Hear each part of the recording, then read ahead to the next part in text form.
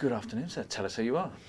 My name is Brien Foerster, and I'm happy to be here in England, having been invited by Hugh Newman and a couple of other people to speak about the elongated skulls of Paracas, Peru, as well as the prehistory of the city of Cusco.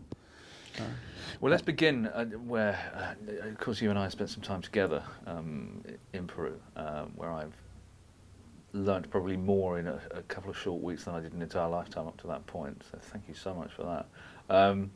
Let's talk about the Inca, which have fascinated me again since boyhood, really, and beyond, pre-Inca. I'm thinking particularly in terms of the gigantic megalithic structures of Sacsayhuaman, Tiwanaku, and indeed, throughout what is considered to be the Inca world. Talk to me a little bit about your involvement with that. Well, basically, my first trip to Cusco about 5 years ago, I had a professional guide, and he told me that everything in Cusco, the Sacred Valley and surrounding area, was all built by the Inca out of stone. But what my amateur eye picked up was different styles of building. There was very rough construction, right next to megalithic, very tightly fitting construction, whereby you couldn't fit a human hair in the joints between the stones. And so I automatically started to suspect that my guide either was ill-informed or mainly that that wasn't the full story. I could see that the megalithic stone constructions were much finer and I thought much older than Inca, so I started to suspect that Cusco itself was older than the Inca civilization, and that's where my investigations began. Now, the indigenous peoples are rightly and understandably suspicious of white Europeans and white gringos. But having spent a lot of time there yourself now, you're getting to the point where perhaps you're being allowed to hear and see some more of the folk lore, the folk knowledge that perhaps lends to these suspicions you've had to get a bit of weight behind that. Well, yeah, basically with every succeeding trip to Cusco, I would try to find another guide, because I felt I'd learned enough from the ones that I'd had, and more I began to find those that had the indigenous knowledge. And they were the ones who confirmed my suspicions and frankly stated that Cusco was at least 5,000 years old, if not older. The Inca have only been there since about the year 1200 AD. And so it was the indigenous knowledge, starting to be backed up by scientific investigations, that has made me conclusively know that Cusco is much older than the Inca civilization. And when we talk about the Inca, again, my understanding of it, stemming from childhood, is that we're talking about a large, a widespread tribal culture. But it's much more than that, isn't it? It's a confederation of tribes, perhaps is a better way of putting it. A confederation of people brought under the umbrella of a benign dictatorship, perhaps, might be a good way of viewing it. Basically, what we know is that the Inca arrived in the Cusco area about 1200 AD, maybe 1100 AD, from the Lake Titicaca area, and that's where we find other megalithic structures like Tiwanaku and other sites around Lake Titicaca. And they immediately became the dominant people in the Cusco area, not through force, but through the fact that they had superior knowledge of architecture, agriculture, metallurgy, etc. So it seemed like the so-called primitive people of the area readily accepted the Inca as not their rulers, but as their guiding force. And that is how the Inca were able to develop their civilization. By the time the Spanish arrived in 1532, the Inca civilization covered from Colombia in the north to the middle of what is called Chile in the south, Pacific Ocean in the west, to partially into the Amazon jungle in the east. Most of it done through alliances with other tribal people. When force was required, it was done. But the Inca would usually invite the adjoining civilization or culture to join in with them in this confederation. But after 4 attempts, if these people didn't accept, then the Inca would conquer them.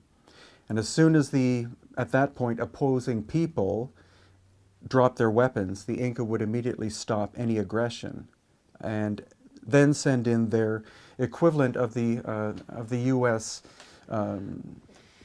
Army Corps of Engineers, or their equivalent, to improve the infrastructure, the roads, agriculture, water systems, etc.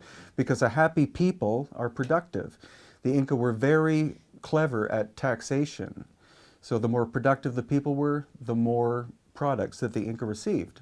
And you could almost go so far as to say, I've read your book, fascinating. You could almost go so far as to say that it was an early model of socialism in its truest form.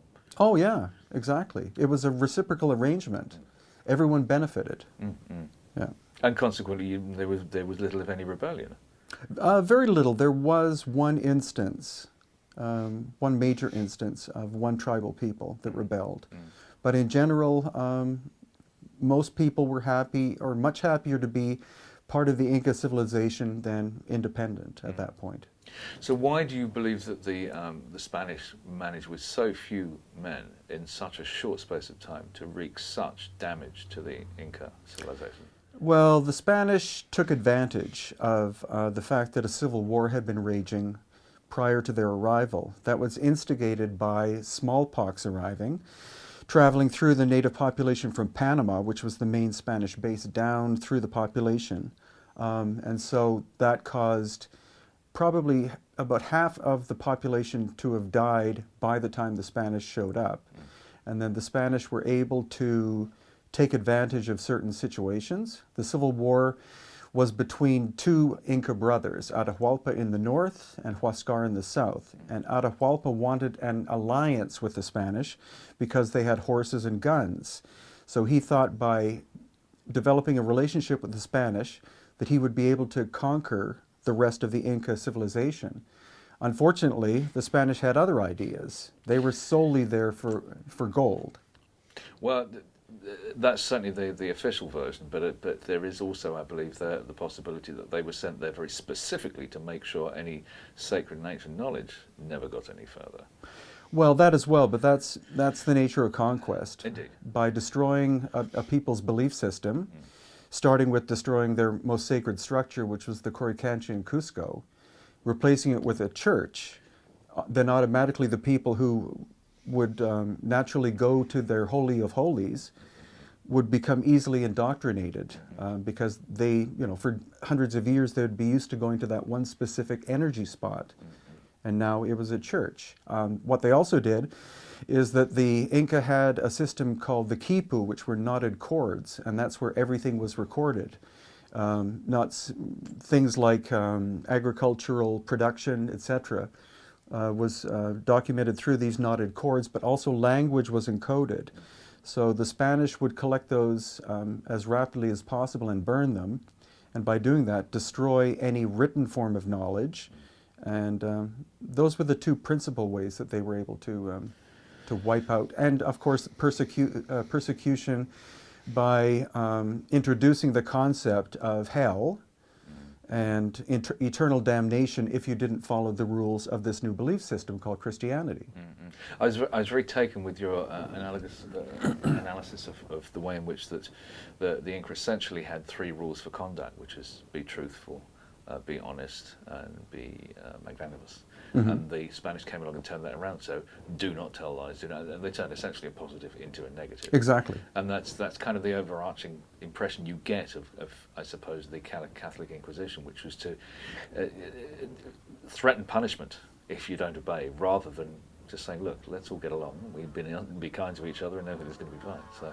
Well, exactly, and included in that would be this the symbol of the serpent. The serpent to the Inca represented the subconscious and also wisdom, possibly eternal wisdom. But because of the Bible, it was turned into the evil thing that influenced people and steered them off in the wrong direction. And so the serpent symbol was destroyed wherever it was found. Luckily, it still does exist in many of the walls in Cusco. And the The Inca belief system was never totally destroyed. Like with any indigenous culture, the knowledge went underground, and so it still exists to this day. What I'm trying to do is find the wisdom keepers that still exist and want to share that knowledge with the world, so that people who visit from other parts of the world to Cusco can learn the true traditions, not a story written by Western scholars tainted with Spanish, Catholic, Western influence.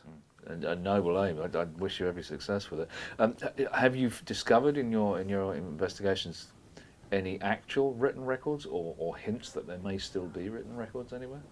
There still are. There's a system of, I just found that out in June by staying with David Childress. He had this tiny book written in Spanish that showed that the Inca also had a hieroglyph system.